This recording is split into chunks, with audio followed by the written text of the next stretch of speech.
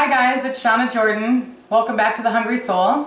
Been making a lot of soup lately. It's that time of year where everybody's trying to slim down. So I like to make broth soups. They're really healthy. They're easy to keep around in the fridge. You can freeze them. So almost all soups have stock in them, whether it's beef, chicken, or vegetable. So I'm going to start with vegetable stock today because you can use that in anything. Obviously it's vegetarian. It's going to cover a lot of recipes. Not only do you use it in soup, but you can use it in all kinds of things that you're cooking. You can replace butter with broth. You can freeze this actually into ice cube trays and then pop them out when they're frozen and put them in a gallon bag. Keep them in the freezer and they're handy whenever you need them. If you want to moisten up a dish, just drop one into the pan and boom, 2 tablespoons. And you don't have to open a whole big jug. So let's get started. I choose to roast my vegetables before I make my vegetable stock. You absolutely do not have to do this. You can just throw everything into one pot, fill it with water and simmer it for a long time and then strain it. That's literally all you have to do. But I like to roast mine first. It makes the onions caramelize. All the flavors kind of open up when the heat hits it, and so then when you put it into the water, all those great flavors go into your stock. There's not a lot of prep. I use celery, carrots, tomato, and onion, and all you have to do is kind of pull the loose leaves off of the onion and then chop everything. So you can see I have a tray here all ready to go. I haven't even taken all of the peel off of the onion, and that's totally fine. I have some greens in here from the celery. We're going to strain this all when we're done, so all that stuff that we don't want in it will come out. So we're going to go ahead and add just a little bit of oil to this, just like you normally would if you were roasting vegetables. And I'm going to salt it. And I'm going to throw on some pepper. And I've got my oven preheating to 425. And I'm going to throw these in for about 25 minutes. I don't really want to cook them. I just want to get a nice brown on them and get them caramelized. So I'll go ahead and get these in and I'll show you what they look like when we're done. Okay, so our vegetables are done roasting and this is what they look like. If you flip them over, you'll see they kind of started to caramelize on the bottom. That's where all the sweetness and good flavor is. So now we're just going to take these with a spatula and slide them right into this pot of water. It's just room temperature water. And then after we put all the vegetables in, we're going to season it.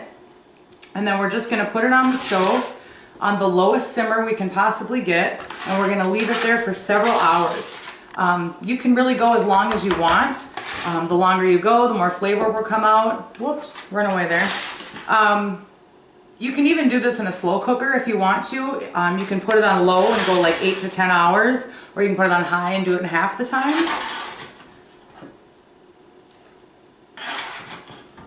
Alright, that should be good. So I have about 1.5 to 2 tablespoons of peppercorns here, and you're just going to put those in. Be careful how many you put in because it will get hot if you do too many, but if you're a pepper lover, go for it. I've got 1 small bay leaf, and very small. You don't want it to take over in flavor. And then I'm just going to take some parsley here, and I'm going to use stems, leaves, everything, and I'm just going to break it up and throw it into the pot. We're going to strain all this, remember, so we don't care really if the stems go in and they're full of flavors. So. Also some thyme. Not everybody likes thyme in their veggie stock. If you like thyme, put it in. If you don't, don't. But I love it. Alright, and I'm going to put a ton of salt in here. That's about a tablespoon and about another tablespoon. And that should be good. I'm going to throw it on the stove. If you have a gas stove, put it on the very lowest setting. Let it sit for quite a while. I'm going to put a lid on it. You don't want it to boil hard. You just want a tiny little simmer so that it just keeps releasing all those flavors into the water. So I'm going to put mine on. I have a electric stove. It's probably going to be at about 2.5 or 3, I'm guessing. But keep your eye on it. Don't let it boil too hard. Keep turning it down until you get it right. And I'll show you what it looks like when it's done.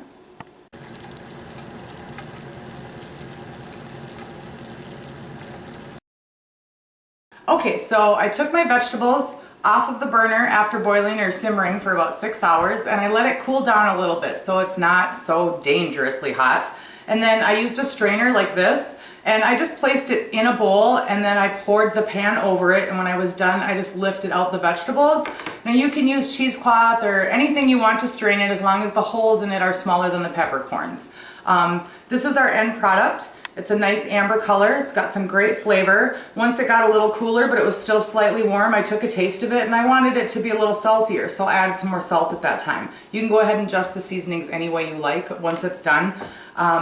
There's so many things you can do with this, and I really hope that you'll try it at least once. Leave some comments, let me know what you thought of the recipe, and on that note, you can find the recipe at shawnajordan.com. Thanks for being with me today. I hope you'll live, love, and cook with passion, my friends.